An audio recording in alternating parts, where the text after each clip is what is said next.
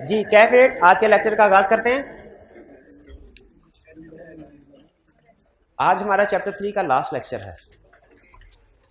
कल के लेक्चर में हमने स्टडी किया था, बल्कि उससे पहले हमने स्टडी किया था 7, बल्कि स्टार्ट कहां से किया था? एविडेंस से। एविडेंस की क्या कैरेक्टरिस्टिक्स होनी चाहिए? Sufficient, appropriate. फिर उसके बाद हमने नेक्स्ट पढ़ा एविडेंस ऑब्टेन कैसे करना है। चला 7 प्रोसीजर से, 7 प्रोसीजर। फिर हमने ये सीखा कि इन 7 प्रोसीजर से जो एविडेंस ऑब्टेन करना है वो कितनी स्टेजेस या कितने फेजेस में करना है। पता चला 3 फेजेस में करना है।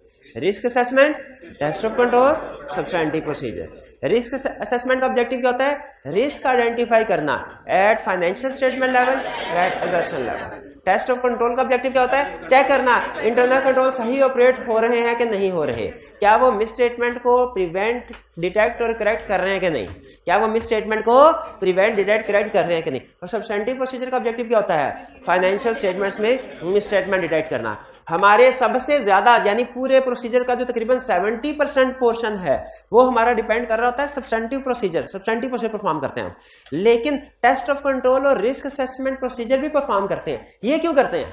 ताकि इनसे रिस्क आइडेंटिफाई हो। रिस्क आइडेंटिफाई करने के बाद ही सही सब्सटेंटिव प्रोसीजर आप डिसाइड कर सकते हैं। ठीक है, तो ये हमने अभी तक कुछ कंसेप्ट पढ़े हैं इस चैप्टर में। कल आपको होम असाइनमेंट दी थी लर्निंग ऑब्जेक्टिव 3 के एंड में क्वेश्चन अटेम्प्ट करने की, जो कि आपने बिल्कुल भी नहीं की, बिल्कुल भी की। रिटन फॉर्म में किया, रिटन फॉर्म में किया। शाबाश, कितने स्टूडेंट्स ने रिटन फॉर्म में किया सर? शाबाश। जी जी, कोई क्वेश्चन पूछना चाहते हैं हाइब्रिड क्लास में? जी मेरे भाई पूछिए।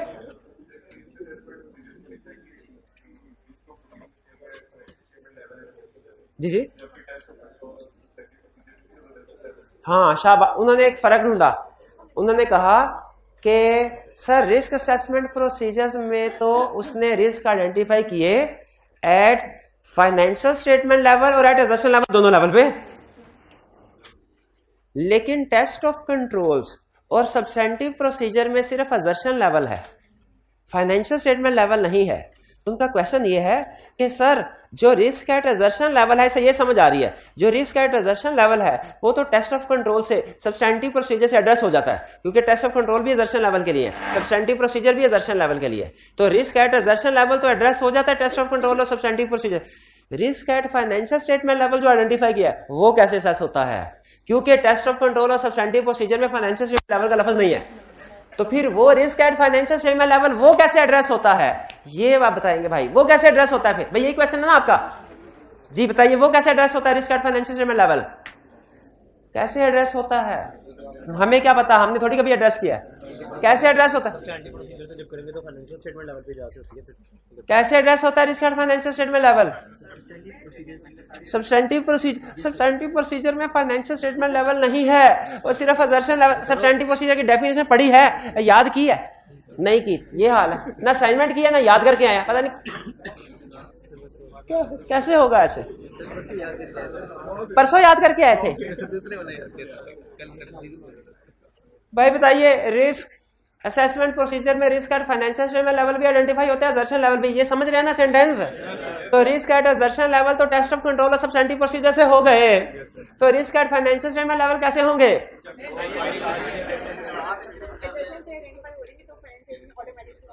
ऑटोमेटिकली नहीं होंगे।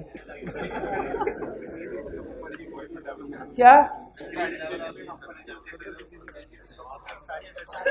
जल्दी बता, जल्दी। हम इनहेरेंट रिस्क में फाइनेंशियल स्टेटमेंट लेवल के रिस्क को आइडेंटिफाई करते हैं, आइडेंटिफाई करते हैं, ये तो मैं भी मान रहा हूं। वो तो रिस्क असेसमेंट स्टेज पे ही आइडेंटिफाई कर ले। और एड्रेस कैसे करते हैं? आइडेंटिफाई करने का मतलब कुछ और होता है, एड्रेस करने का मतलब कुछ और होता है। जब डॉक्टर स्कैन करता है, टेस्ट करवाता है, तो वो मर्ज को आइडेंटिफाई करता है, और जो छुरी घोंप के इलाज करता है ना फेफड़ों का, वो एड्रेस करता है।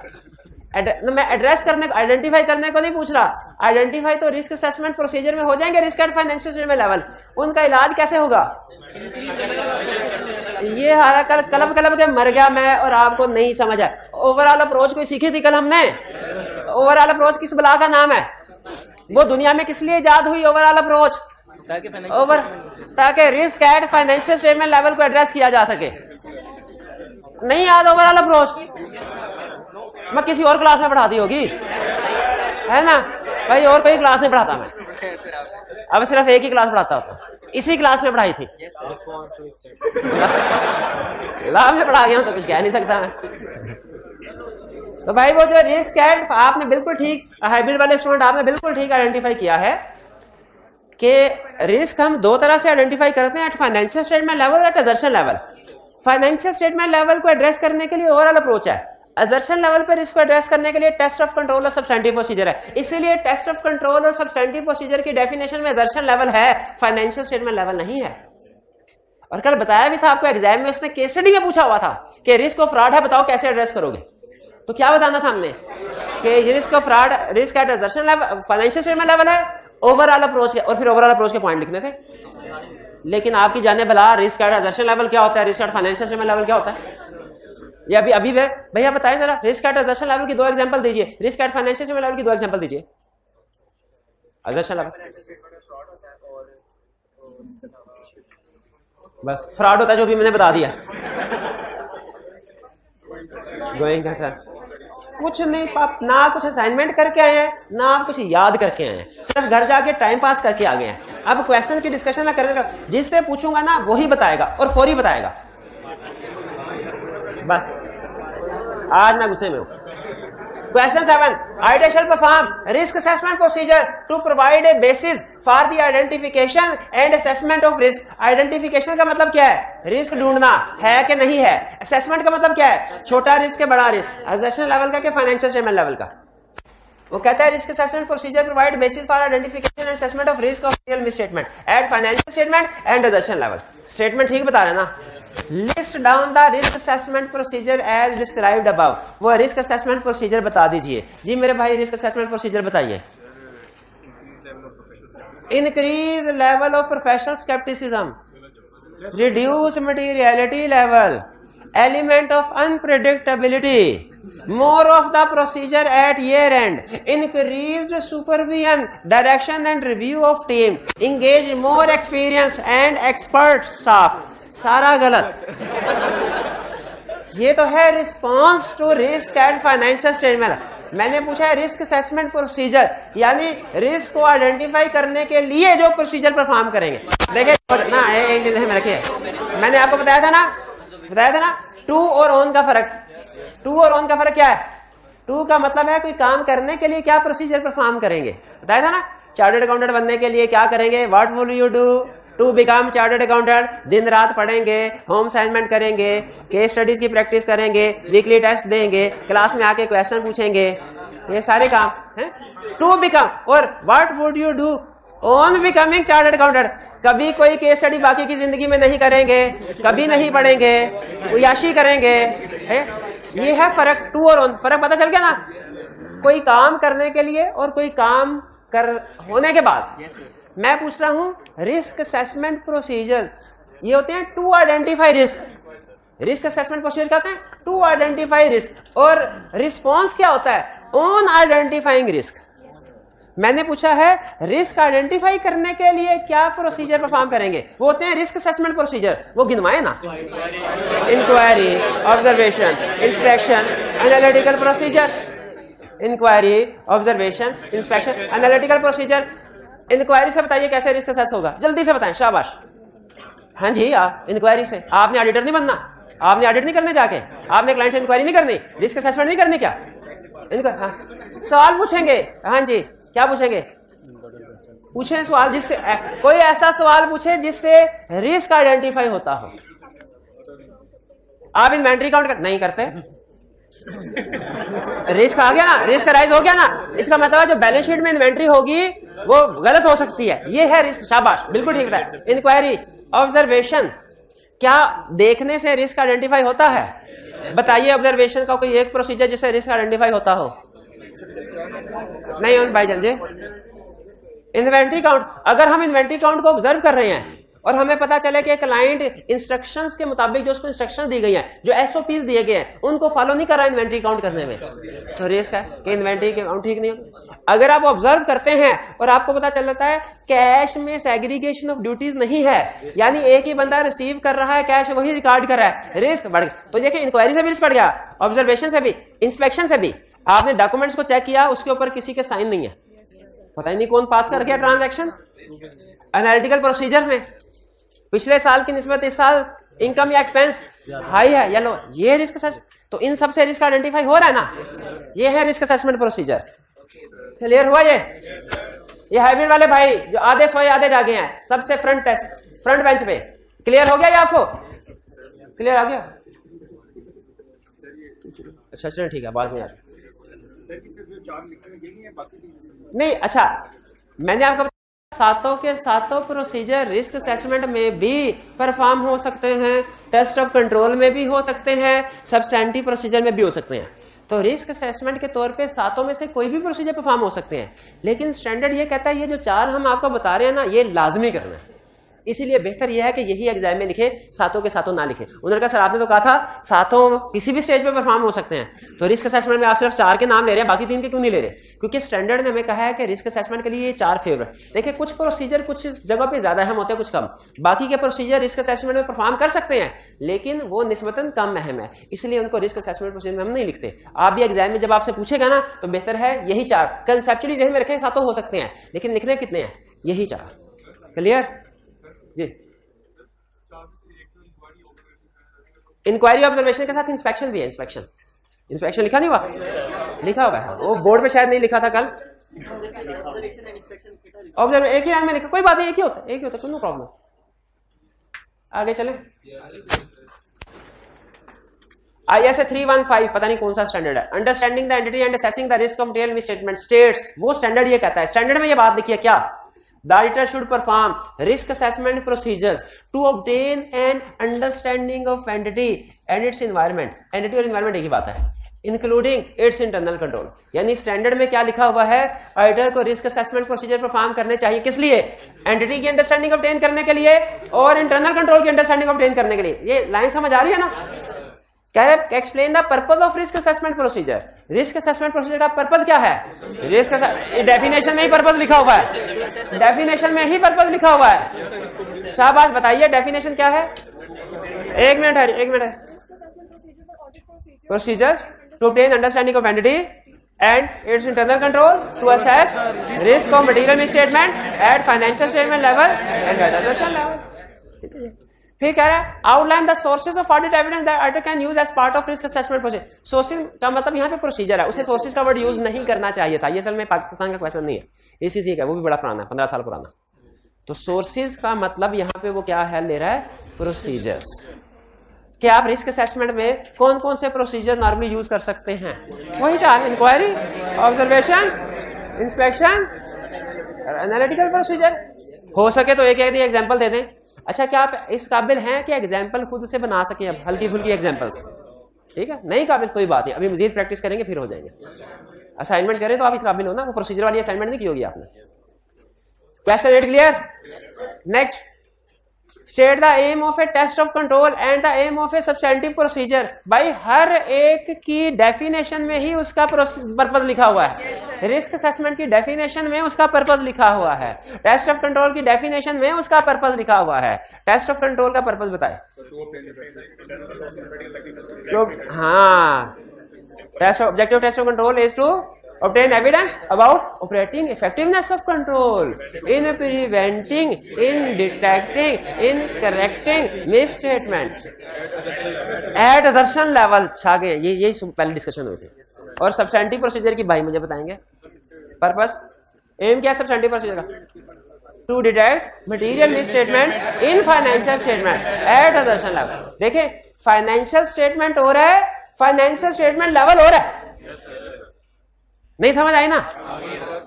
फाइनेंशियल स्टेटमेंट्स का मतलब है वो सेट जो हमने वेरीफाई करना है, और फाइनेंशियल स्टेटमेंट लेवल का मतलब है कि रिस्क का इफेक्ट कितनी जगहों पे है, बहुत सी जगहों पे है। फाइनेंशियल स्टेटमेंट लेवल का मतलब बहुत सी जगहों पे है, असर्शन लेवल का मतलब है एक जगह पे। तो ये पर्पस एम दोनों के क्लियर हो गए? हाइब्रिड वाले भाई जो फ्रंट पे बैठे हैं, अगर आपको क्लियर हो गए तो हाथ उठाइए। एम क्लियर हो गए टेस्ट ऑफ कंट्रोल के? सबसे चलिए अब next, second, in respect of your attendance eight clients inventory count. क्या क्लाइंट जब इन्वेंटरी काउंट कर रहा हो हम ऑडिटर प्रेजेंट होते हैं? कभी कभार नहीं, हमेशा होते हैं। कभी कभार हमेशा होते हैं। हम नहीं होते तो हमारी फर्म का ही कोई दूसरा बंदा होगा, लेकिन जरूर के काउंट सही किया कि नहीं किया। मैन्युफैक्चरिंग ऑर्गेनाइजेशन में दो ही एरिया सबसे बड़े होते हैं, एक फिक्स एसेट और एक इन्वेंट्री। और फिक्स एसेट में प्रैक्टिकली इतना रिस्क नहीं होता जितना इन्वेंट्री में होता है। आपको मैंने ये तो बताया ना, हर एरिया में डिफरेंट रिस्क होता है। फिक्स एसेट में ज्यादा रिस्क होता है कि इन्वेंट्री में ज्यादा रिस्क है? क्यों बोला? इन्वेंट्री नॉर्मली साइज में स्मॉल होती है, चोरी हो सकती है, सॉलिड हो सकती है। हाँ जी बिल्कुल, फिक्स एसेट आगे इधर नहीं कर सकते नॉर्मली। ओके रेस्ट, आप इन्वेंट्री अकाउंट में मौजूद है, state one test of control and one substantive that you should perform. Inventory account पे क्या टेस्ट ऑफ कंट्रोल परफॉर्म करेंगे? टेस्ट ऑफ कंट्रोल बताएं जी। स्टॉक काउंट कर रहे हैं तो देखेंगे उस टाइम पे सेल परचेज साथ साथ तो नहीं हो रहे, ये है टेस्ट। देखिए ऑब्जर्व करना कि क्लाइंट सही का टेस्ट ऑफ कंट्रोल क्या है भला। अगर हम ऑब्जर्व करते हैं कि क्लाइंट काम सही कर रहा है कि नहीं, देखिए इंटरनल कंट्रोल किसकी जिम्मेदारी है? मैनेजमेंट की, यानी काम करना मैनेजमेंट में है। टेस्ट ऑफ कंट्रोल किसकी जिम्मेदारी? ऑडिटर की। टेस्ट ऑफ कंट्रोल का मतलब क्या होता है? ये देखना कि कंट्रोल सही परफॉर्म हो रहा है कि नहीं। तो अगर इन्वेंट्री काउंट करना है, कंट्रोल है मैनेजमेंट का, तो इसका टेस्ट ऑफ कंट्रोल क्या होगा? ये देखना कि कंट्रोल सही परफॉर्म हो रहा है कि नहीं। तो उसमें इन्वेंट्री काउंट के जो भी प्रोसीजर है, आप किसी भी प्रोसीजर के साथ ये लिख दें, हम ऑब्जर्व करेंगे कि ये प्रोसीजर हो रहा है कि नहीं हो रहा। हम ऑब्जर्व करेंगे कि इन्वेंट्री काउंट के टाइम पे सेल परचेज क्लोज कर दी गई है कि नहीं, ये टेस्ट ऑफ। हम ऑब्जर्व करेंगे ऑब्सोलीट इन्वेंट्री आइटम को अलग से आइडेंटिफाई किया जा रहा है कि नहीं। हम ऑब्जर्व करेंगे कि इन्वेंट्री काउंट इन्वेंट्री मैनेजर ना करे, कोई बाहर का बंदा आके करे। ये समझ आया? ये अच्छा कंट्रोल है कि नहीं है? नहीं, बंदा मैनेजमेंट के, लेकिन इन्वेंट्री अकाउंट के कैशियर के पास अगर कैश है और वो चोरी कर रहा है, उससे हम पूछेंगे कैश पूरा है, तो वो क्या कहेगा? तो इसका मतलब है कैश काउंट करवाने के लिए हमें कोई दूसरे बंदे को कहना चाहिए यार मंथ एंड में इसका कैश काउंट करना। तो अगर इन्वेंट्री मैनेजर इन्वेंट्री को चुपके चुपके से चोरी करके सेल कर रहा है, जो अक्सर करते हैं, तो ये देखना इन्वेंट्री पूरी है कि नहीं। तो स्टॉक काउंट करने के लिए इन्वेंट्री मैनेजर ही को एंगेज करना चाहिए कि कोई दूसरा बंदा आके कंपनी के अंदर ही कोई मैनेजमेंट का दूसरा बंदा आके चेक करे। तो ये सारी चीजें देखना, ये क्या है? ये है टेस्ट ऑफ कंट्रोल। यह है टेस्ट ऑफ कंट्रोल कि क्लाइंट का कोई भी, आप मुझे क्लाइंट का कोई भी कंट्रोल बता दें, कोई भी कंट्रोल बताएं। इंटरनल कंट्रोल की एग्जांपल दीजिए। रिकंसिलिएशन बने, तो हम अगर ये चेक करेंगे, अच्छा रिकंसिलिएशन बनाना क्लाइंट का काम है, वो कंट्रोल है। हम एज राइटर ये देखें पिछले महीने की रिकंसिलिएशन बनी है कि नहीं, ये क्या है? Test of control. Test of control. और कोई कंट्रोल बताएं? सेग्रीगेशन, हम अगर देखेंगे सेग्रीगेशन ड्यूटीज है कि नहीं है, टेस्ट ऑफ कंट्रोल। अप्रूवल, ये कंट्रोल है। और हम अगर डॉक्यूमेंट्स का सैंपल उठा के देखें ट्रांजैक्शन की अप्रूवल हुई है कि नहीं, ये क्या है? तो टेस्ट ऑफ कंट्रोल हम हर एरिया में बना सकते हैं। टेस्ट ऑफ कंट्रोल हम हर एरिया, जहां जहां कंट्रोल वहां टेस्ट ऑफ कंट्रोल हो सकता है। लेकिन उसने किसमें पूछा? सिर्फ इन्वेंट्री में। हम इन्वेंट्री में बताएंगे जी जी। नहीं, ये टेस्ट ऑफ कंट्रोल, ये risk assessment procedure, inquiries normal risk assessment procedure होती है। वो तो जब कंट्रोल परफॉर्म हो रहा होगा ना, उसको देखना, वो टेस्ट ऑफ कंट्रोल होगा। ठीक है, इसको भी किसी हद तक टेस्ट ऑफ कंट्रोल कह सकते हैं, लेकिन inquiry alone is not sufficient appropriate audit, ये सिखाया हुआ है आपको। इसको किसी हद तक आप टेस्ट ऑफ, क्योंकि एक ही प्रोसीजर आपको पता है रिस्क असेसमेंट में परफॉर्म हो सकता है, टेस्ट ऑफ सब्सटेंटिव में भी। तो उन्होंने कहा अगर मैनेजमेंट से पूछे इन्वेंट्री काउंट कर रहे हैं कि नहीं, तो ये भी टेस्ट ऑफ कंट्रोल हो सकता है कंसेप्चुअली। लेकिन अगर क्लाइंट कह देना कि यस करते हैं, तो आपको फिर उसके साथ कुछ और प्रोसीजर भी परफॉर्म करने पड़ेंगे, पूरा कंफर्म करना पड़ेगा, क्योंकि हमने पढ़ा हुआ है inquiry alone is not a sufficient appropriate audit evidence. भैया क्लियर हो गया? अच्छा, one substantive procedure. Substantive procedure क्या है? क्लाइंट अगर कर रहा है काम और हम देख रहे हैं, ये तो टेस्ट ऑफ कंट्रोल है। और अगर खुद करना शुरू कर दें, ये कितना शुरू कर दे, ये कितना शुरू कर दे, ऐसे ही कितने हैं खुद, ये क्या होगा? ये सब्सटेंटिव प्रोसीजर है। फर्क समझ आ रहा है रिस्क असेसमेंट में और टेस्ट ऑफ कंट्रोल में और सब्सटेंटिव प्रोसीजर में? आपने सबसे ज्यादा किसको अंडरस्टैंड करना भला? सब्सटेंटिव प्रोसीजर्स को। Auditor shall perform risk assessment procedure to provide basis for the identification and assessment at, ये तो हो गया, नहीं आगे। Briefly explain what do you understand by the risk of material statement at financial statement level. What do you understand? What do you understand? What do you understand? You don't understand? What do you understand? जो पूरी financial statement उसमें definition में ये लिखा हुआ है पूरी उसने तो कोई परवेसिवली का फर्क लिखा, परवेसिवली का फर्क है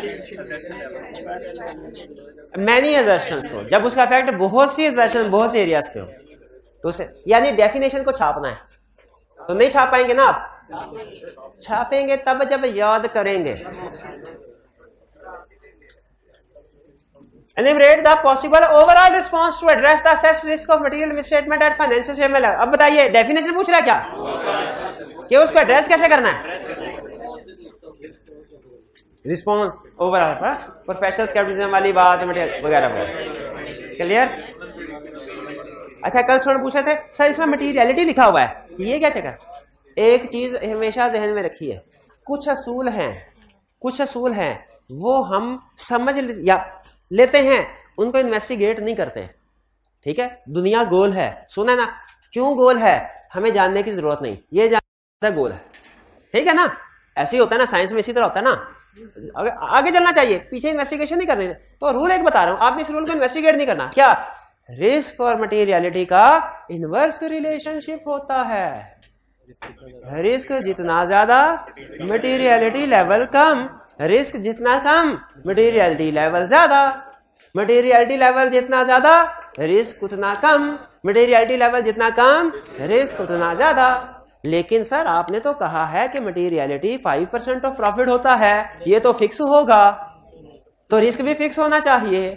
नहीं, मटेरियलिटी लेवल चेंज भी हो सकता है, कभी आप इसको 5 से 6 या 7 भी कर सकते हैं, कभी ये 5 से 4 या 3 भी कर सकते हैं। वो कब करते हैं, क्यों करते हैं, ये बाद में पढ़ेंगे। जो आप इसका बिल्कुल ठीक बन जाए, रिस्क बेस पे, रिस्क ज्यादा हो तो मटेरियलिटी लेवल का फिर कौन सी परसेंटेज कम यूज करनी चाहिए, 3% 4%। अगर रिस्क कम है, अगर क्वेश्चन में उसने रिस्क के बारे में कुछ नहीं बताया हुआ तो हम स्टैंडर्ड यूज करते हैं 5%। ओवरऑल रिस्पॉन्स क्लियर हुआ जी। क्वेश्चन 10 में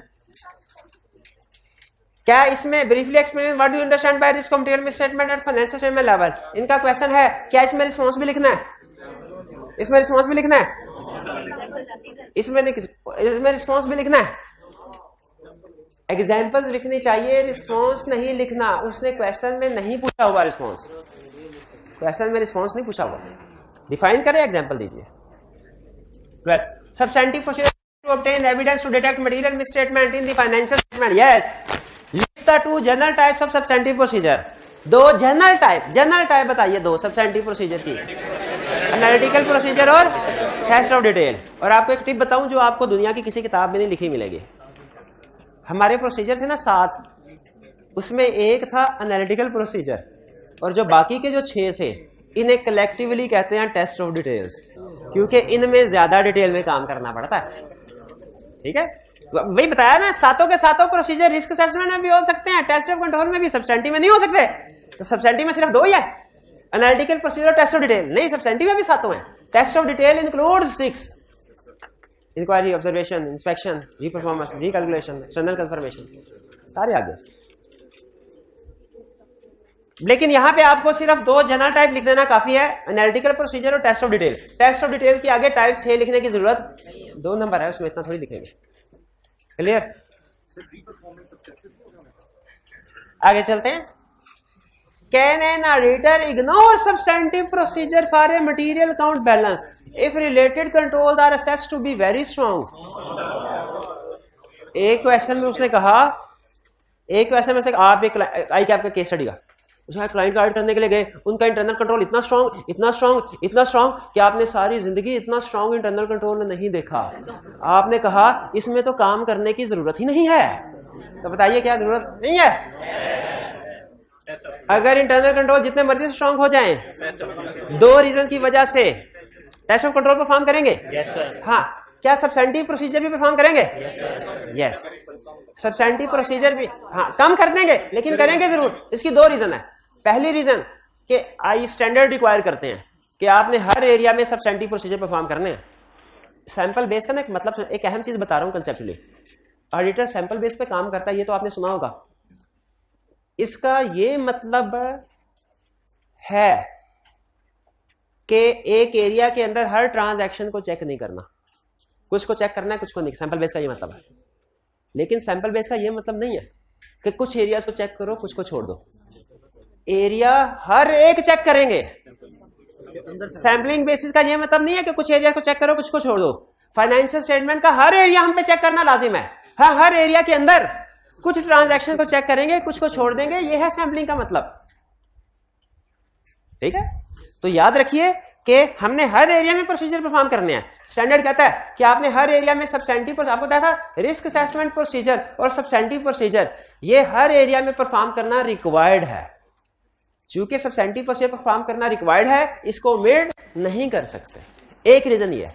एक दूसरी रीजन जो चैप्टर 1 में हमने पढ़ी थी कि जिस तरह ऑडिट की लिमिटेशन, उसी तरह इंटरनल कंट्रोल की भी लिमिटेशंस होती हैं। इंटरनल कंट्रोल में भी कुछ ना कुछ वीकनेसेस जरूर होंगी जिनकी वजह से वो 100% एश्योरेंस प्रोवाइड, इसीलिए कुछ ना कुछ उसमें भी कमी बेशी रह सकती। कंट्रोल जितने मर्जी स्ट्रांग हो जाए परफेक्ट कभी नहीं होंगे। कंट्रोल जितने मर्जी स्ट्रांग हो जाए परफेक्ट कभी नहीं होंगे। इसीलिए हमें रिस्क को कम कर सकते हैं, प्रोसीजर कम कर दें, लेकिन कुछ ना कुछ सब्सटेंटिव प्रोसीजर जरूर परफॉर्म कर दें। ये अच्छा क्वेश्चन है कंसेप्चुअली। आगे चले जी।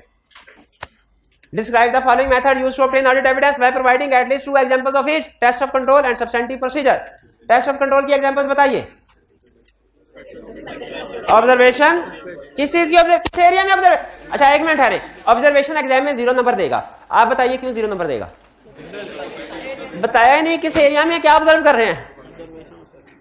किस area? Observation of segregation of duties, इसके आधे नंबर मिल जाएंगे क्योंकि ये बता ही नहीं रहे सेग्रीगेटेड ड्यूटीज किस में, सेल्स में कि कैश में। सेल्स में कि कैश। आपका याद रखिएगा, एक जनरल 10 लाख की बात बता रहा हूं, अगर समझ आ गए।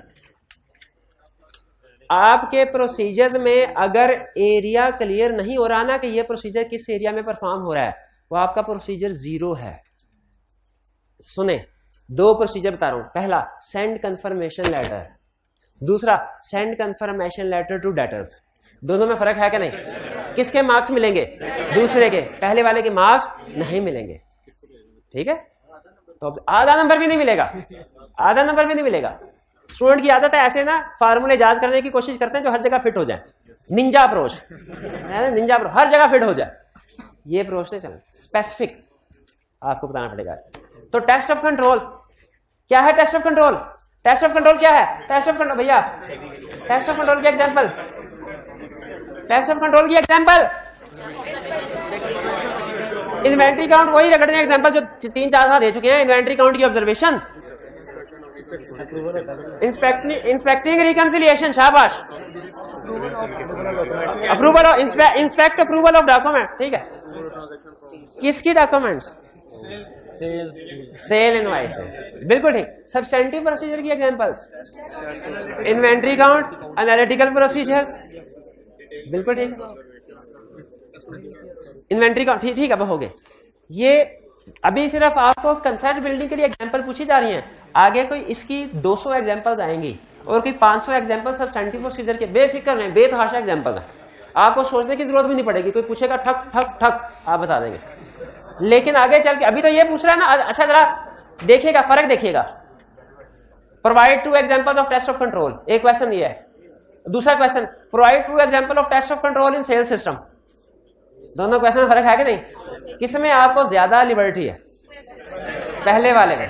पहले वाले में उसने कहा मुझे टेस्ट ऑफ कंट्रोल बताओ, चाहे सेल्स के बताओ, चाहे परचेज के बताओ, चाहे पेरोल के बताओ, चाहे कैश एंड बैंक के बताओ, चाहे इन्वेंटरी एंड फिक्स्ड एसेट के बताओ।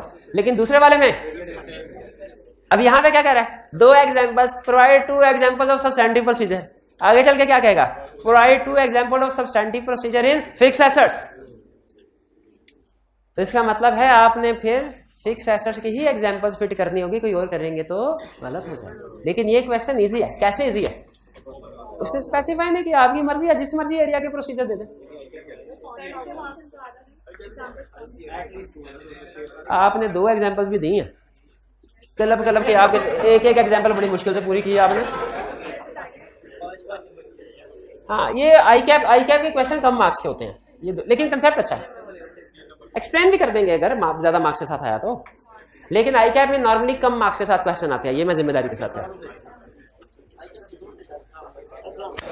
इतनी सी बात है। अगर आप असाइनमेंट करके आए होते इतना टाइम तो ना लगता, आपने सारा काम करके आए होते, सिर्फ मैंने ये पूछना था कोई क्वेश्चन तो नहीं है, आप कहते नहीं तो हम लेक्चर की तरफ चल पड़ते, लेकिन आप असाइनमेंट करके ही नहीं आए।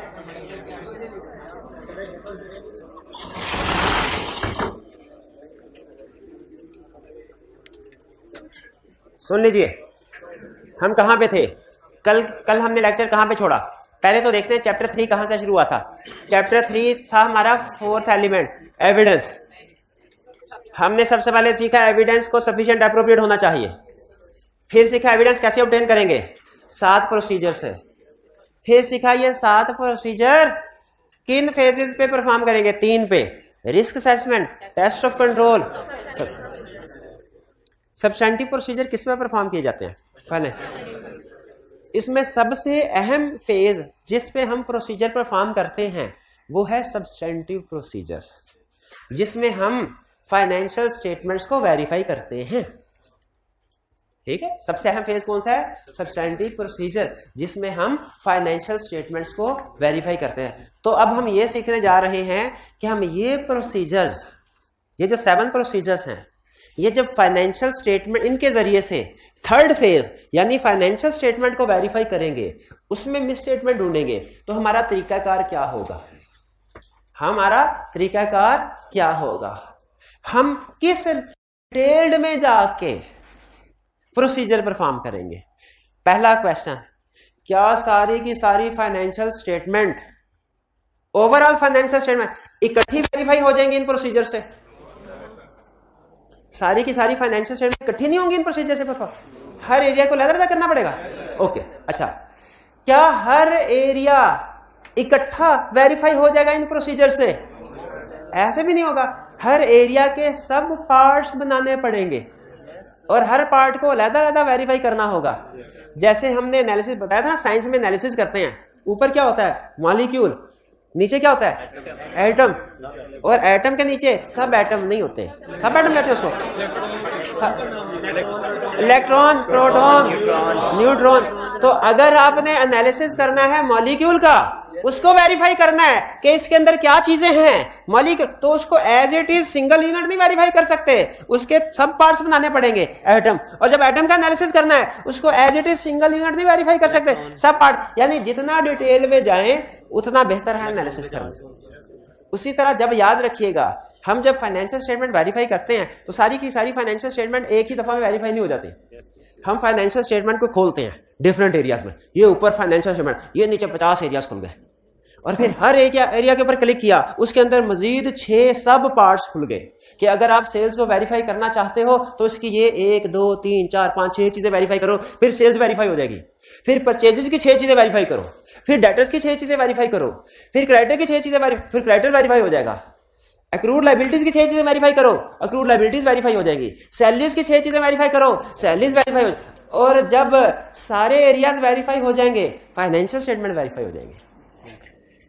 यानी पहले ये क्या इसको कहते हैं, एक होती है टॉप डाउन अप्रोच, एक होती है बॉटम अप अप्रोच। हम जब ऑडिट करते हैं ना तो बॉटम अप अप्रोच से करते हैं, यानी पहले सबसे डिटेल्ड छोटे, उसे कहते हैं असर्शन। वो जो साइंस में कहते हैं ना प्रोटॉन, न्यूट्रॉन वगैरह वगैरह, उसको हम ऑडिट में क्या कहते हैं, असर्शन। पहले हम असर्शन वेरीफाई करेंगे, असर्शन वेरीफाई करेंगे तो एरिया वेरीफाई होगा, और जब सारे एरियाज वेरीफाई हो जाएंगे तो फाइनेंशियल स्टेटमेंट वेरीफाई हो जाएगी। फिर से बताइए, जब हमने फाइनेंशियल स्टेटमेंट वेरीफाई करनी है, बॉटम अप अप्रोच क्या कहती है, सबसे पहले क्या वेरीफाई करें, सबसे पहले असर्शन वेरीफाई करें। जब किसी एरिया की 6 की 6 असर्शन वेरीफाई हो जाएंगी तो वो एरिया वेरीफाई हो जाएगा, और जब सारे एरियाज वेरीफाई हो जाएंगे वेरीफाई हो जाएंगे। क्लियर क्या है ये बात?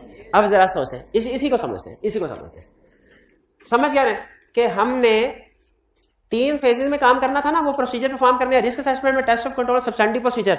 अब मैं सब्सटेंटिव प्रोसीजर के ऊपर फोकस कर रहा हूं, थर्ड और लास्ट फेज पे। इसमें हम फाइनेंशियल स्टेटमेंट को वेरीफाई करते हैं। तो फाइनेंशियल स्टेटमेंट को वेरीफाई करने के लिए हमारा तरीका वारदात क्या होगा, क्या सीखने लगे हैं, फाइनेंशियल स्टेटमेंट को वेरीफाई करने के लिए तरीका वारदात क्या होगा, ये गौर से सुन लीजिएगा, गौर से सुन लीजिएगा। पहले तरीका वारदात कुछ और होता था, उसमें हम पकड़े जाते थे, फिर हमने तरीका वारदात बदल लिया। पहले तरीका वारदात क्या होता था फाइनेंशियल स्टेटमेंट को वेरीफाई करने का, उसे कहते थे डायरेक्शनल टेस्टिंग। क्या कहते थे, डायरेक्शनल टेस्टिंग। पहले तरीकाकार क्या होता था, उसमें क्या करते, उसमें कहते थे जितने भी एरियाज हैं सारे एरियाज को चेक करो, अगर वो ओवर स्टेटेड नहीं और अंडर स्टेटेड भी नहीं तो इसका मतलब है वो फेयरली स्टेटेड है। यानी अगर सेल्स को वेरीफाई करना है तो चेक करो क्या कि सेल्स ओवर स्टेटेड तो नहीं, दूसरा चेक करो सेल्स अंडर स्टेटेड तो नहीं, अगर नहीं तो फिर इसमें फेयरली स्टेटेड। समझ आती है बात? ऑडिटर इसी अप्रोच के मुताबिक काम करते थे, लेकिन ये अप्रोच बाद में गलत साबित हुई, क्योंकि एरियाज में सिर्फ अंडर स्टेटमेंट और ओवर स्टेटमेंट नहीं, कोई और चीज भी वेरीफाई करनी होती है। एक ऑडिटर था, उसने क्लाइंट के प्रॉपर्टी देखी, प्रॉपर्टी में 1000 मिलियन की एक बिल्डिंग आ रही थी, 1000 मिलियन की बिल्डिंग। ऑडिटर ने देखा कहीं ओवर स्टेटेड तो नहीं, ओवर स्टेटेड का मतलब 1000 के 1200 तो नहीं है, नहीं 1000 की थी। फिर उसने देखा अंडर स्टेटेड तो नहीं, यानी इसकी वैल्यू 1000 की बजाय 800 तो नहीं है, अंडर स्टेटेड भी नहीं थी। तो ऑडिटर ने क्या कहा, फेयरली स्टेटेड है। बाद में पता चला बिल्डिंग तो 1000 की थी, क्लाइंट की नहीं थी, किराए की थी। अब बताइए, ओवर स्टेटमेंट भी देख ली, अंडर स्टेटमेंट भी देख ली, लेकिन फिर भी फ्रॉड हो गए। इसका मतलब है ये अप्रोच डेफिशिएंट थी, ये अप्रोच कंप्रीहेंसिव नहीं थी। तो डायरेक्शनल टेस्टिंग अप्रोच क्या कहती है कि आप देखें, चेक करें कि आपकी फाइनेंशियल स्टेटमेंट्स के एरियाज, आपके एसेट्स और लायबिलिटीज, आपके इनकम और एक्सपेंसेस कहीं ओवर स्टेटेड तो नहीं, कहीं अंडर स्टेटेड तो नहीं। लेकिन ये अप्रोच कंप्रीहेंसिव, ये सिर्फ 2 चीजें देखती थी, क्या एरिया ओवर स्टेटेड तो नहीं, एरिया अंडर स्टेटेड तो नहीं। ये अमाउंट के ऊपर तो फोकस कर रही होती थी, दूसरी चीजों के ऊपर फोकस नहीं करती थी अप्रोच, इसलिए ये अप्रोच खत्म हो गई। इसमें करते क्या थे, डेबिट आइटम्स को चेक कर लेते थे कि ओवर स्टेटेड तो नहीं है, और क्रेडिट आइटम्स को चेक करते थे। डेबिट आइटम कौन सी होती है और एक्सपेंसिव, क्रेडिट आइटम्स कौन सी होती है इनकम। तो बेसिकली डायरेक्शनल टेस्टिंग में सिर्फ 2 चीजें चेक की जाती थी, क्या और अंडर स्टेटमेंट। लेकिन ये चूंकि कंप्रीहेंसिव अप्रोच नहीं थी इसलिए खत्म हो गई। इसके बजाय मॉडर्न अप्रोच आई, उसे क्या कहते हैं, असर्शन टेस्टिंग अप्रोच। और आज की दुनिया में चाहे ऑडिट पाकिस्तान में हो, यूएसए में हो, जर्मनी में हो, दुनिया के किस हिस्से में हो, जो फाइनेंशियल स्टेटमेंट को वेरीफाई करने के लिए अप्रोच अडॉप्ट की जाती है वो कौन सी है, assertion testing. Assertion testing approach में फाइनेंशियल स्टेटमेंट को वेरीफाई किया जाता है। कैसे, उसको 6 हिस्सों में पहले लेकिन मैं आपको तरतीब से लेके चलता हूं। हमने फाइनेंशियल स्टेटमेंट को वेरीफाई करना है, एग्रीड। फाइनेंशियल स्टेटमेंट में 5 चीजें होती हैं, income statement, balance sheet, cash flow statement, statement of equity, notes to the accounts, यही 5 चीजें होती हैं। इनमें से कौन सी 3 चीजें हैं जो बाकी की 2 चीजों से बनती हैं, कैश फ्लो भी, चेंज इन इक्विटी भी। अच्छा, नोट्स, ये 2 चीजें, स्टेट कैश फ्लो स्टेटमेंट और स्टेटमेंट चेंज इक्विटी, ये 2 चीजें बाकी की 3 चीजों से मिलकर बनती है। यानी आपने क्वेश्चन किए होंगे कैश फ्लो के, इसका मतलब ये हुआ अगर हम इनकम स्टेटमेंट, ये है इनकम स्टेटमेंट और ये है बैलेंस शीट, ये है कैश फ्लो स्टेटमेंट, ये है statement of change in equity, ये है notes to the accounts. 5 area पूरे, 5 फाइनेंशियल स्टेटमेंट पूरी होगी, सेट पूरा हो गया। इनकम स्टेटमेंट होगी, बैलेंस शीट होगी, कैश फ्लो स्टेटमेंट होगी, स्टेटमेंट चेंज इन इक्विटी होगी, नोट्स टू द अकाउंट्स होगी। कैश फ्लो स्टेटमेंट और statement of change in equity इन्हीं तीनों से मिलकर बनती हैं। एग्री करते हैं? अगर ये तीनों बन जाएं, ये ऑटोमेटिकली बन जाते हैं। इसका मतलब है अगर हम ये तीनों चीजें वेरीफाई कर लें तो ये ऑटोमेटिकली वेरीफाइड हो जाएंगी, क्योंकि ये इन्हीं वेरीफाइड इंफॉर्मेशन से बनेगी। एग्री करते हैं? तो फिर इसका मतलब अगर हम फाइनेंशियल स्टेटमेंट को वेरीफाई करना चाह रहे हैं तो हमें statement of change in equity और कैश फ्लो स्टेटमेंट को वेरीफाई करने की जरूरत नहीं। ओके, लेकिन इनकम स्टेटमेंट को करना है, लेकिन बैलेंस शीट को करना है, नोट्स टू द अकाउंट्स को करना है, ऐसे ही है। अच्छा, आप मुझे ये बताएं, नोट्स टू द अकाउंट्स का मतलब क्या होता है? फाइनेंशियल स्टेटमेंट में डिस्क्लोजर्स। डिस्क्लोजर इनकम स्टेटमेंट में बैलेंस शीट से हटके बिल्कुल कोई ज्यादा चीज होती है कि इनकम स्टेटमेंट की आइटम के ही डिस्क्लोजर्स होते हैं। तो जरा मुझे सोच के बताइए, मुझे डिस्क्लोजर लैदा से वेरीफाई करने चाहिए कि जो इन्वेंट्री का डिस्क्लोजर है वो इन्वेंट्री को वेरीफाई करते हुए चेक कर लेना चाहिए, जो बैंक का डिस्क्लोजर है वो बैंक को वेरीफाई करते हुए चेक कर लेना चाहिए, जो फिक्स एसेट का डिस्क्लोजर है वो फिक्स एसेट को चेक करते हुए ही वेरीफाई कर लेना चाहिए, साथ साथ ही अलग तो नहीं होना चाहिए। इसीलिए याद रखें कि नोट्स टू द अकाउंट्स को हम वेरीफाई करते हैं, लेकिन नोट्स टू द अकाउंट्स को हम अलहदा से वेरीफाई नहीं करते, बल्कि क्या करते हैं, बल्कि इनकम स्टेटमेंट या बैलेंस शीट को वेरीफाई करते हुए ही इसको वेरीफाई कर लेते हैं। ये नोट्स टू द अकाउंट्स को कहते हैं असल में प्रेजेंटेशन। पहले इसका नाम होता था प्रेजेंटेशन एंड डिस्क्लोजर। तो डिस्क्लोजर का मतलब नोट टू द अकाउंट्स होता था, अब उन्होंने रिवाइज करके इसका नाम रख दिया प्रेजेंटेशन। तो असल में ये नोट्स टू द अकाउंट्स जो है ना, ये इनकम स्टेटमेंट के साथ ही वेरीफाई हो जाते हैं, notes the accounts balance sheet के साथ ही वेरीफाई हो जाते हैं। तो इसका मतलब ये हुआ, कंक्लूजन पे आ गए, हम जब फाइनेंशियल स्टेटमेंट को वेरीफाई करना चाहते हैं हमें सिर्फ इनकम स्टेटमेंट और बैलेंस शीट को वेरीफाई करना है, बाकी सब ओके। नोट्स द अकाउंट साथ ही वेरीफाई हो जाएंगे जब हर एरिया की प्रेजेंटेशन चेक करेंगे। काफी कम हो गया। अब सुने, जिसे हम कहते हैं काउंटिंग में इनकम स्टेटमेंट, उसे ऑडिट में कहते हैं क्लासेस ऑफ ट्रांजैक्शन। आपको कोई इतराज तो नहीं? इतराज है? जिसे काउंटिंग में कहते हैं बैलेंस शीट, उसे ऑडिट में कहते हैं काउंट बैलेंस। आपको कोई इतराज तो नहीं है? नहीं। इसका मतलब यह हुआ, अब हमने इनकम, अब मेन कंसेप्ट के ऊपर आ गए, ये सारे बैकग्राउंड थी। हमने अगर फाइनेंशियल स्टेटमेंट को वेरीफाई करना है, हमने इनकम स्टेटमेंट को करना है और बैलेंस शीट को करना है, खत्म। यानी क्लासेस ऑफ ट्रांजैक्शन को वेरीफाई करना है और अकाउंट बैलेंस को करना है। क्लासेस ऑफ ट्रांजैक्शन जहां पे लफ्ज है फौरन आपके जहन में आ जाए इनकम स्टेटमेंट, अकाउंट बैलेंस जहां पे है फौरन जहन में आ जाए। क्लासेस ऑफ ट्रांजैक्शन में कोई एरिया बताया? सेल्स। मुझे बताइए, सेल्स ब्रॉड लेवल पे वेरीफाई हो जाएगी कि इसके कुछ हिस्से करने पड़ेंगे? हर हिस्से को लगातार वेरीफाई करना है, हिस्से करने पड़ेंगे। ये जो यानी सेल्स में हम देखेंगे क्या ये सेल्स कंप्लीट रिकॉर्ड हुई है, क्या ये सेल्स वाकई अकर्ड हुई है, क्या ये सेल्स एक्यूरेट है, क्या ये सेल्स प्रॉपरली कट ऑफ है, क्या ये सेल्स प्रॉपरली क्लासिफाइड है, क्या इस सेल के डिस्क्लोजर्स वगैरह दे दिए गए हैं जो जरूरी थे। जब ये सारी चीजें चेक कर लेंगे तो इसका मतलब हुआ सेल्स वेरीफाइड है। फिर परचेजेस पे पहुंच जाएंगे, देखेंगे क्या परचेजेस कंप्लीटली रिकॉर्ड हुई है, क्या परचेजेस सच में अकर हुई थी, क्या परचेजेस एक्यूरेट है, क्या परचेजेस प्रॉपर ऑफ है, क्या परचेजेस प्रॉपरली क्लासिफाइड है, क्या परचेजेस के जितने डिस्क्लोजर प्रेजेंटेशन रिक्वायर्ड थी, स्टैंडर्ड रिक्वायर करता है वो है। अगर सारी चीजें हैं तो फिर परचेजेस भी, और अगर एक चीज भी गलत है तो इसका मतलब एरिया मिसस्टेटेड है। ये बात समझ आई? तो इसका मतलब है हमने ये सारी चीजें चेक करनी है। क्लियर? इसको हम कहते हैं ये है असर्शन। असर्शन का अगर आप वो देखेंगे ना जो स्टैंडर्ड ने मतलब लिखा हुआ है बुक में, आपको 1% भी समझ नहीं आएगा, गारंटी है। असर्शन की डेफिनेशन से असर्शन का कंसेप्ट समझ नहीं आएगा। वो कहता है assertions are representation by management which are embodied in financial statements and which are used by auditor in detecting misstatements. लेकिन असर्शन का याद करने को रट्टा लगा लें उसका, लेकिन असर्शन का असल मकसद आपके ज़हन में हो कि एक एरिया को डिफरेंट सब पार्ट्स में क्लासिफाई करते हैं, हर एक पार्ट असर्शन कहलाता है। हमने हर एरिया में ये चीज भी चेक करनी है, ये असर्शन भी चेक करनी है, हमने हर एरिया में ये असर्शन भी चेक करनी है, ये असर्शन भी चेक करनी है। ये सर जब सारे प्रोटॉन न्यूट्रॉन वेरीफाई हो जाएंगे, एटम वेरीफाई हो जाएगा। जब सारे एटम वेरीफाई हो जाएंगे, मॉलिक्यूल साइन करके घर जाएंगे हम। अब मैं इन सब को वन बाय वन एक्सप्लेन करने लगा हूं। आप मुझे बताइए, क्या सेल्स में रिस्क है कि जितनी सेल्स अकर कब होती है? जब सेल हो जाती है और जब गुड्स डिस्पैच होती हैं। गुड्स डिस्पैच होती हैं। सेल्स अकर कब होती है? सेल्स रिकॉर्ड कब होती है? कैश रिसीव हो, जब बुक्स में एंट्री उसकी डाल देते हैं, एंट्री डेटर्स डेबिट सेल्स का, तो वो रिकॉर्ड हो जाती है। ठीक है?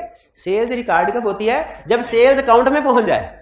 अकर कब होती है? जब गुड डिस्पैच हो जाए। रिकॉर्ड कब होती है? जब सेल्स अकाउंट में पहुंच जाए। सेल्स अकर कब होती है? जब गुड्स डिस्पैच हो जाए। अकर जब गुड्स डिस्पैच हो जाए। रिकॉर्ड कब होती है? जब सेल्स टी अकाउंट में पहुंच जाए, एंट्री हो जाकर। ठीक? क्या ऐसा पॉसिबल है कि सेल्स रिकॉर्ड तो, सेल्स अकर तो हुई, रिकॉर्ड नहीं हुई? हो सकता है। तो इसे अब क्या कहेंगे? मिस्टर सेल्स कंप्लीटली रिकॉर्ड नहीं हुई, अंडरस्टेटेड है। अंडरस्टेटेड, शाबाश, अंडरस्टेटेड लेकिन पुराना तरीका वारदात में इस्तेमाल करते थे। अब अंडरस्टेटेड के लिए वर्ड क्या बोलते हैं? ठीक है?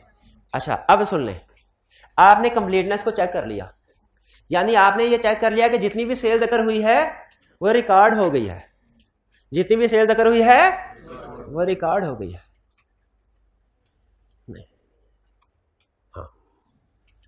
अब सुनिए, अभी भी क्या गलती हो सकती है कोई?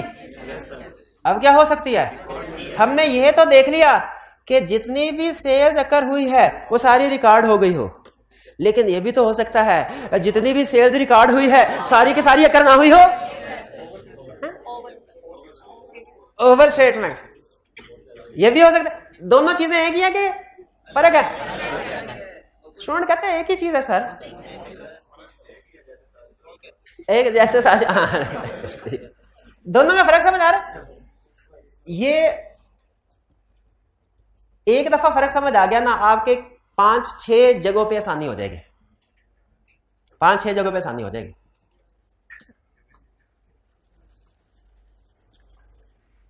कंप्लीटनेस का मतलब क्या है?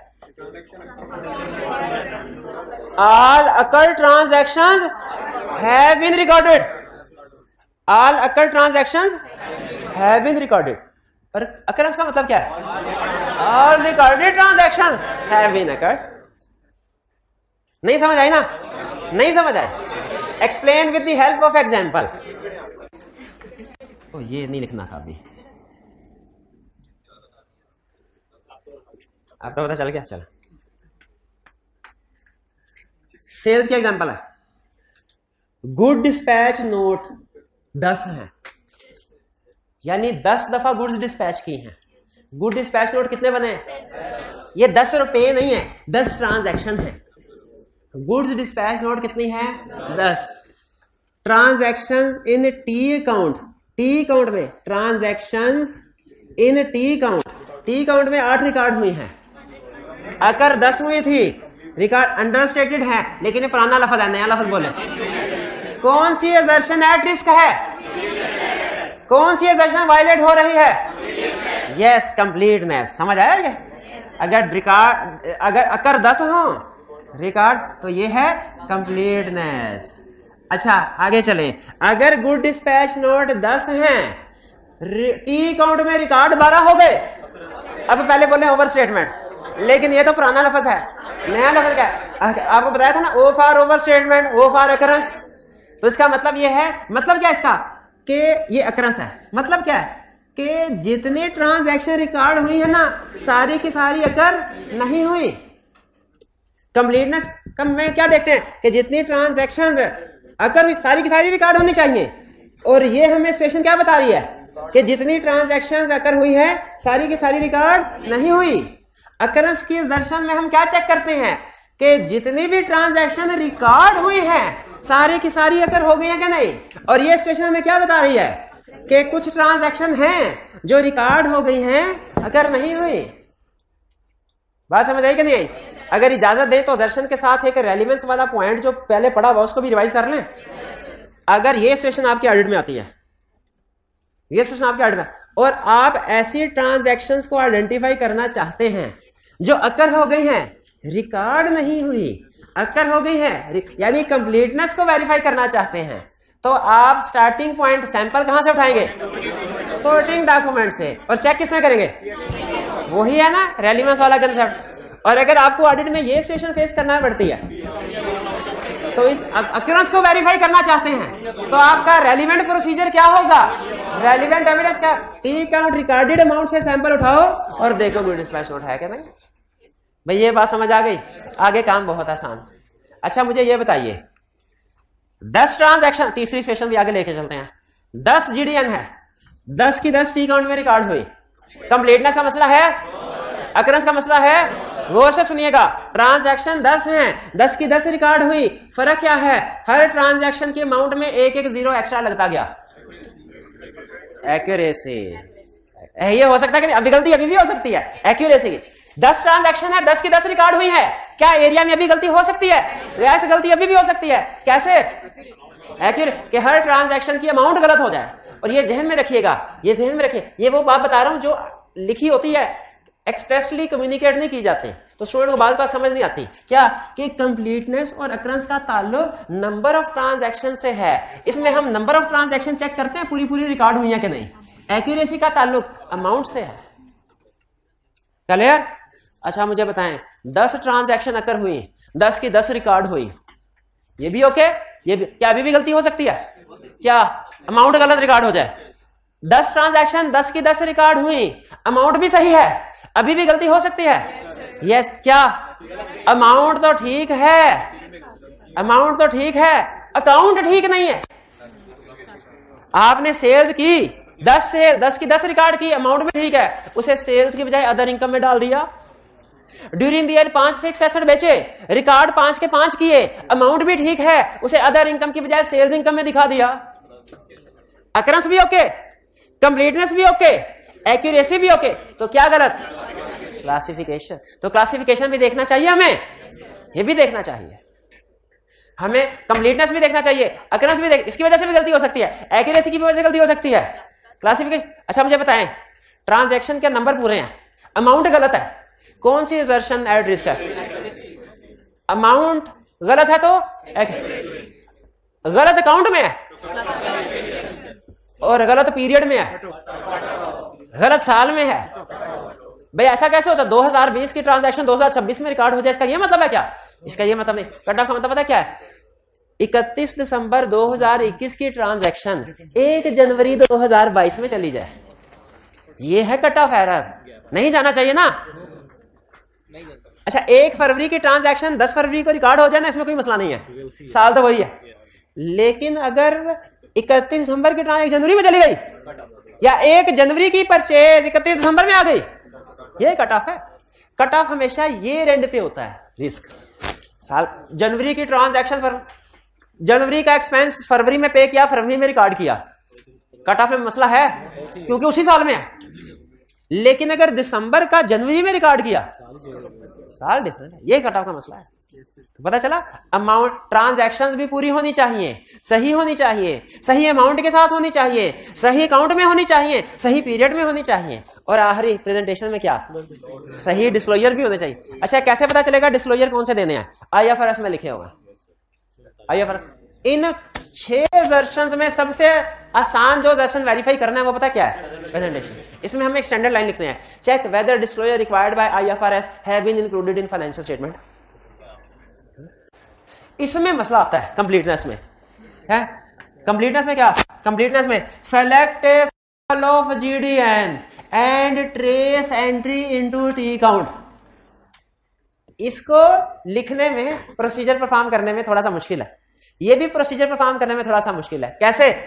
अकरेंस को कैसे चेक करते हैं? Select a sample of transaction recorded in sales account and compare with, trace with, inspect with GDN। लेकिन ये बहुत आसान है प्रेजेंटेशन। कैसे? Check whether disclosure are in accordance with IFRS, कहानी खत्म। Check whether disclosures are in accordance with IFRS। अच्छा मुझे ये बताइए, ये तो इनकम स्टेटमेंट है, इनकम स्टेटमेंट के एरिया में और बैलेंस शीट के एरिया में कुछ फर्क होता है? मतलब कुछ चीजें सेम और कुछ डिफरेंट होती है कि सारे के सारे टोटली डिफरेंट है, या सारे के सारे टोटली सेम है? तो डिफरेंट हो सकता है ना, कुछ हो सकता है चीजें सेम भी हो, कुछ डिफरेंट भी हो। तो इसका मतलब है बैलेंस शीट को वेरीफाई करने का जो तरीका है वो कुछ कुछ हो सकता है इस जैसा, और कुछ कुछ फर्क भी होगा। बैलेंस शीट में किसी एरिया की एग्जांपल दीजिए। Property, plant and equipment, vehicles, ये फिक्स एसेट है। व्हीकल्स वेरीफाई करेंगे, सबसे पहले क्या देखना चाहिए? एग्जिस्ट करने का मतलब क्या होता है? कि जो बैलेंस शीट में रिकॉर्ड किया गया है एक्चुअली मौजूद भी है कि नहीं। क्योंकि ऐसा हो सकता है रिकॉर्ड तो किया गया हो, नीचे गाड़ी चोरी हो गई हो, देखना, एग्जिस्टेंस देखना चाहिए। ये चीज कि जो एसेट बैलेंस शीट में रिकॉर्ड हुआ है वो मौजूद भी है कि नहीं, इसको क्या कहते हैं? कौन सी असर्शन चेक करना? एग्जिस्टेंस को चेक करना चाहिए, बिल्कुल करना चाहिए। अच्छा आप देखिए जरा गौर से सुनिएगा। हाँ इन्वेंट्री काउंट में ना, इन्वेंट्री काउंट में हम जब इन्वेंट्री काउंट कर रहे होते हैं, ये क्लाइंट है, भाईजान लिस्ट दीजिए आप हमें स्टॉक की, हम चेक कर रहे हैं, लिस्ट दो, ये सामने पड़ी हुई लिस्ट दो। हाँ ये लिस्ट, अब मैं ऑडिटर हूं, मैं चेक कर, इन्वेंट्री है, मैं 2 प्रोसीजर बताऊंगा, है कोई माई का लाल जो दोनों में फर्क बताए तो फिर बताइएगा।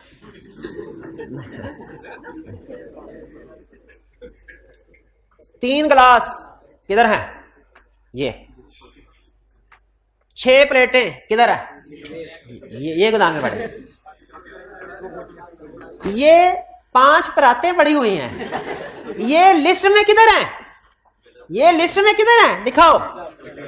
दो प्रोसीजर हैं, एक को हम कहते हैं लिस्ट टू फ्लोर, यानी लिस्ट में जो क्लाइंट ने इन्वेंट्री की लिस्ट बनाई है स्टॉक शीट, उसमें से सैंपल सिलेक्ट करके मैं वेयर हाउस में देख रहा हूं मौजूद है कि नहीं। एक असर्शन ये है, और एक असर्शन क्या है कि मैं फिजिकली सैंपल उठा के देख रहा हूं लिस्ट में मौजूद है कि नहीं।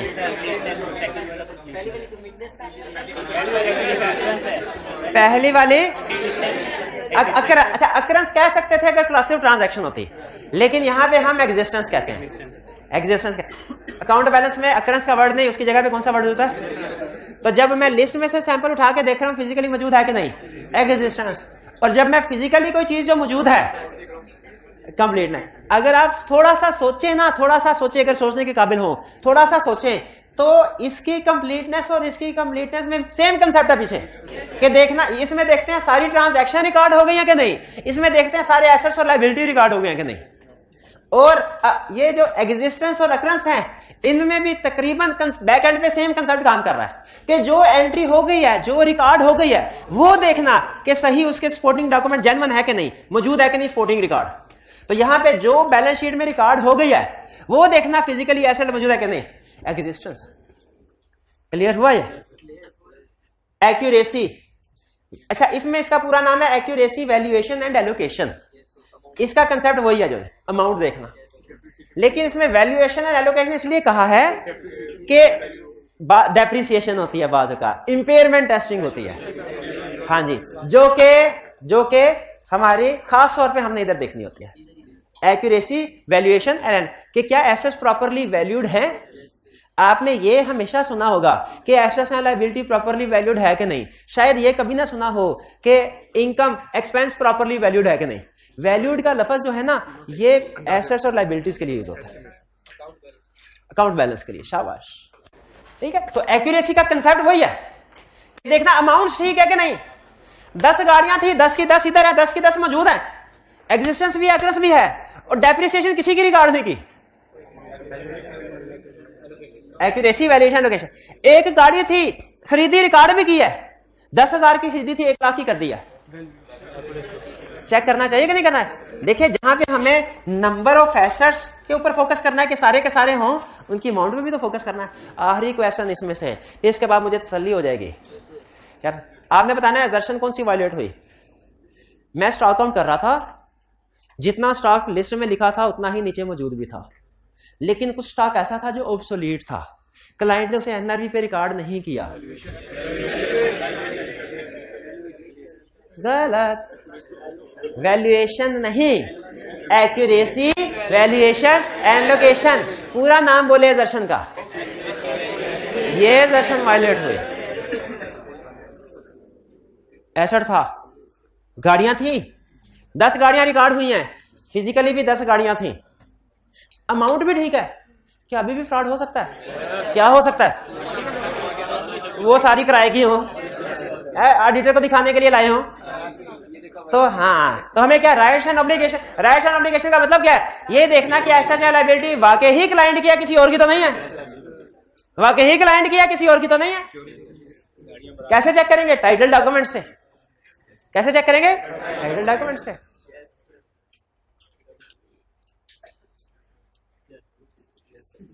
ये सिर्फ एग्जांपल दे रहा हूं, वरना हर चीज के टाइटल डॉक्यूमेंट्स नहीं होते।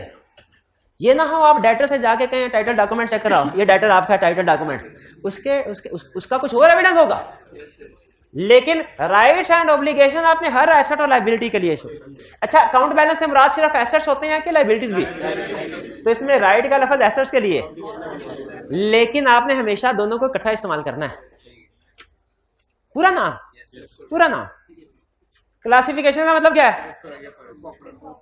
फिक्स एसेट व्हीकल्स हैं, 10 की 10 हैं, लिस्ट भी 10, मौजूद भी 10, डेप्रिसिएशन भी ठीक रिकॉर्ड हुई है भी क्लाइंट के, लेकिन सिर्फ उसको करंट एसेट में शो करवा दिया ताकि करंट रेशियो इंप्रूव हो जाए।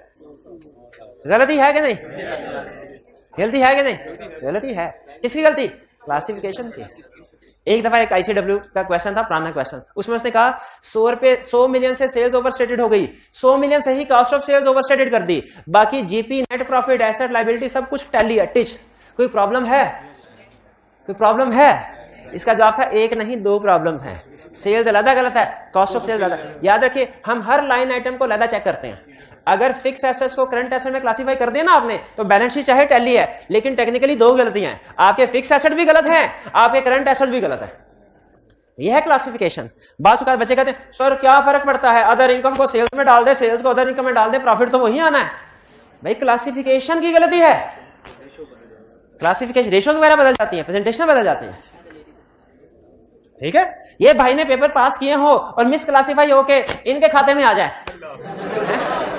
और फिर आई कैप कहे टोटल तो उतने ही पास हैं, आप कहेंगे ठीक है। नहीं भाई, क्लासिफिकेशन भी चेक करनी है ना, सही अकाउंट में भी क्लासिफाइड होने चाहिए। ये भाईजान अपने अकाउंट में पैसे डलवाए बैंक में और बैंक वाला मेरे अकाउंट में डाल दे, फिर कहें मिस क्लासिफाइड, तो ये कहेंगे ठीक है कोई बात नहीं, टोटल तो बैलेंस एसेट्स उतना ही है बैंक के। नहीं, क्लासिफिकेशन। हाँ फीस, कहना फीस ये जमा करवाए और कॉलेज वाले मेरे खाते में क्लियर कर रहे हैं, तो ठीक है, ये क्लासिफिकेशन भी चेक। और फिर प्रेजेंटेशन सबसे आसान, check whether disclosures are in accordance with IFRS. अच्छा अभी ना आप सिर्फ इनका नाम और इनका मतलब समझ लें, ये काफी है। इनका नाम और इनका मतलब समझ लें, ये बाकी इनको वेरीफाई कैसे करना है, जैसे एग्जिस्टेंस को कैसे वेरीफाई करते हैं, फिजिकल वेरिफिकेशन से। अकरेंस को कैसे वेरीफाई करते हैं, select a sample of recorded amount and compare.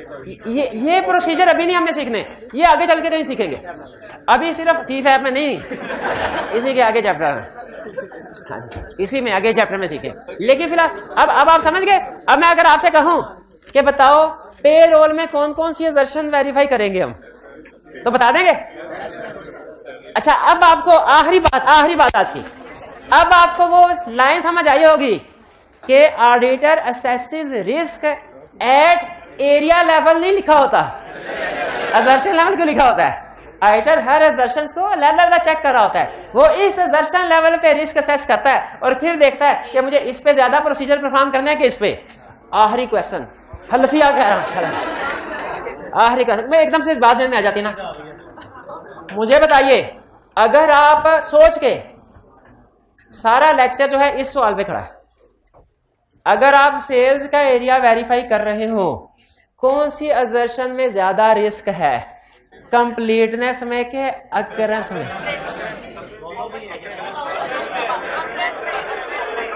Sales में, अकरेंस में, क्योंकि सेल्स में नॉर्मली क्लाइंट ओवरशेड करता है। शाबाश। अच्छा फिर बताइए, इसी का पार्ट भी है, अगला सवाल नहीं है, इसी का पार्ट भी है। परचेजेस में कौन सी असर्शन में ज्यादा रिस्क है, तो ज्यादा प्रोसीजर किस पे परफॉर्म कर रहे हैं, इसी का पार्ट सी।